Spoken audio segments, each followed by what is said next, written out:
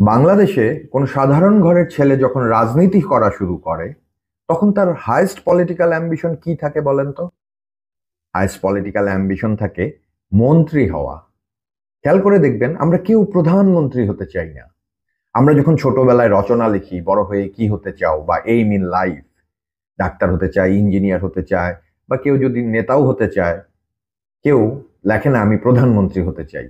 Because আমাদের মাইন্ডসেটে এটা ঢুকেই গেছে, প্রধানমন্ত্রিত্ব বা একটা দলের প্রধান হবে নেতার ছেলে, তার ছেলে, তার ছেলে। এটা শুধু বাংলাদেশে না, আমি বলবো এই উপমহাদেশেরই কালচার। কিন্তু একটি সুস্থ স্বাভাবিক গণতান্ত্রিক প্রক্রিয়ায় রাজনৈতিক দলের যে কোনো কর্মীর হাইয়েস্ট পলিটিক্যাল অ্যাম্বিশন থাকা উচিত আমি প্রধানমন্ত্রী হব বা আমি দলের প্রধান হব। তো আমরা কেউ সেটা হতে চাই না। এটা কি কাম্য?